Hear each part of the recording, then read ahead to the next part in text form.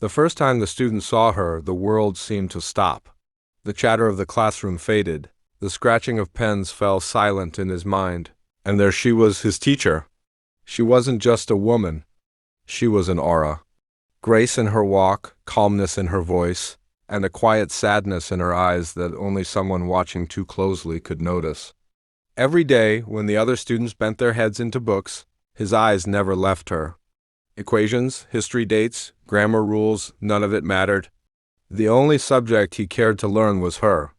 Not in words, not in imagination, but in reality.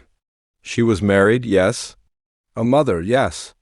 A woman with responsibilities caught between school corridors and home routines. Her husband too busy with his own life, her daughter needing constant attention. Life looked neat, but inside she carried an emptiness. A silence. And every day his gaze fell exactly into that silence. At first, she resisted it. She caught his eyes and turned away. She gave stern looks, hoping to remind him she was his teacher, nothing more. But something inside her shifted because whenever his gaze met hers, she felt her heart stumble, just for a second. One afternoon, she gave a surprise test. The class filled with scribbling sounds pens racing across paper. But his sheet remained blank. She walked toward him, her voice calm but firm. "Why aren't you writing?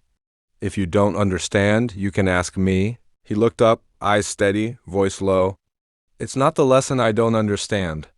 It's you I can't stop understanding." Her chest tightened. A teacher should have been angry. Should have sent him out. Should have scolded him.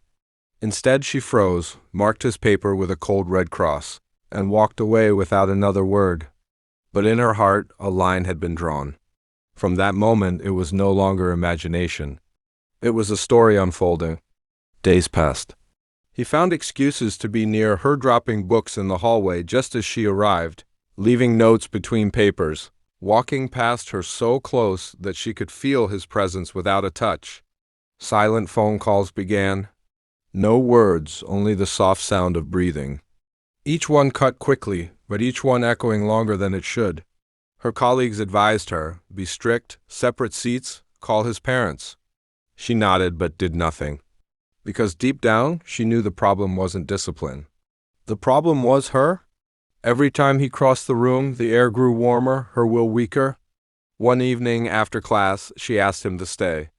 The room emptied. The door was open, but silence wrapped around them. She looked directly at him. "What is it you want? You're wasting your potential. You could be brilliant, but you're throwing it away." He leaned against the desk, his tone almost a whisper. "You want honesty? I want you. Not books, not grades, just you." Her pulse raced. She wanted to scream at him, to remind him of boundaries, of rules, of the future he was destroying. But the only words that came out were, "This is impossible. I am your teacher." He tilted his head as though making a decision. Impossible things only stay impossible until they happen. From that day forward, the game changed. He didn't chase her with words anymore. He chased her with silence, with presence. A look across the classroom, a folded note under her papers, a moment in the hallway where his shoulder brushed, just close enough to leave a storm in her chest. And she, despite herself, began to live in that storm, torn between the home waiting for her, her husband, her child in the forbidden fire flickering right in front of her. The first part of their story ended not with a kiss, not with a confession, but with tension so thick it was already dangerous. The kind of tension that only needed one weak moment to break every rule. Time passed. The silence that had once been sweet, now weighed heavy. The student was everywhere. In the hallways, in the stairwell, in the staff room, even in fleeting glimpses through the window. He didn't speak. He didn't touch. But his presence pressed on her chest like a storm waiting to break. She tried to ignore him, tried to focus on her family, her work, the routine of her life. But every glance from him made her knees weak. Every note left under her papers, every accidental brush in the corridor, each one tore at her resolve. Her colleagues noticed. "Be stricter," they said. "Change the seating. Call his parents. Make him stay away." She nodded, outwardly calm, but inside, She knew it wasn't just about discipline. It was about her. One evening, after everyone had left, she stopped him in the empty classroom. The dim light from the corridor fell across his face. "I'm telling you for the last time," she said, voice firm. "Stop this. I am your teacher. Nothing more. You cannot cross this line." He tilted his head, calm and unnerving. "Impossible only stays impossible until it happens," he whispered. Her heart thundered. She wanted to shout, to break his arrogance, to scream at herself for the spark she couldn't deny. But it was too late. That spark had already grown into a fire. Days became weeks. His presence became a constant shadow. He left notes in her books, slipped papers across desks, walked past her in the hall with deliberate proximity.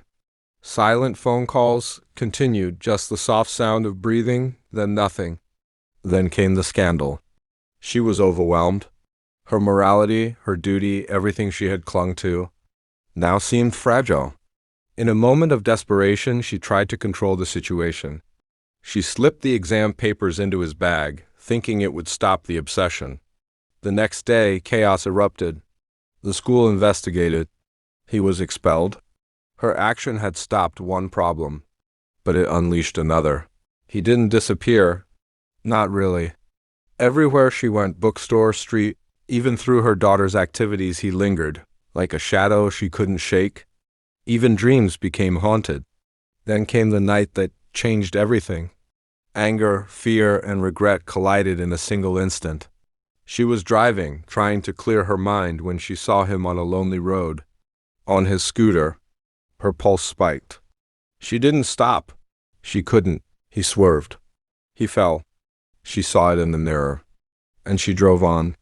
That moment was a turning point. The fire, the obsession, the forbidden attraction, it had reached its peak. Both had crossed lines that could never be uncrossed. From then on, life became about survival. She rebuilt her world, her daughter, her husband, her routine. New phone numbers, new routes, strict rules. But even then, a shadow remained, a lesson carved deep into her heart. The lesson was clear. A relationship built on secrecy, fear, and obsession is never love. It is a game. And in that game, both players lose. The student may have desired her and even obtained what he wanted, but he lost everything else. Her name, her reputation, the chance to truly connect with another human being in a real way. And she preserved her life, her dignity, her family, but only by walking a path so hard, so strict, that it left her looking in the mirror each day and wondering, how many steps can you take before you lose yourself? In the end, the story wasn't about love. It was about boundaries, choices, and consequences. A warning, a weak first step, a second step driven by desire, can spiral into a lifetime of regret. And that is the cost of forbidden lessons.